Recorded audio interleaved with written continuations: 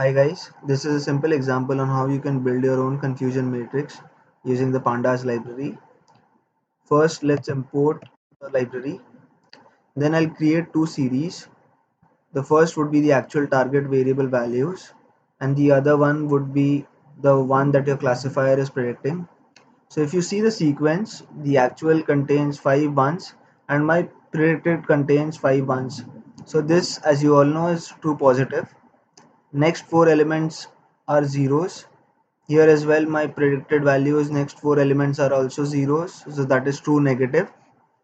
Then next three elements, if you look carefully, your actual values are ones but your classifier says it's zeros, so that simply means it's a false negative. And the last two values, your actual values were zeros but your classifier says it's 1, so that those values are basically false positives. This is how your first series would look and this is how your second series would look. Now in order to create a confusion matrix, all you have to do is call the function pd.crosstab, pass in your predicted values as well as your actual values, and let's see how it looks. So as you can all see, you have your confusion matrix ready.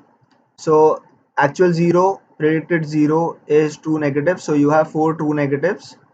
Then your actual is 1 whereas your model classifier predicted that as 0, so that is false negative.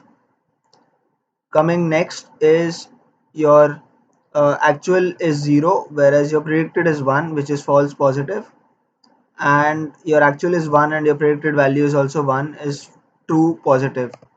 Hope this was informative. Thank you so much.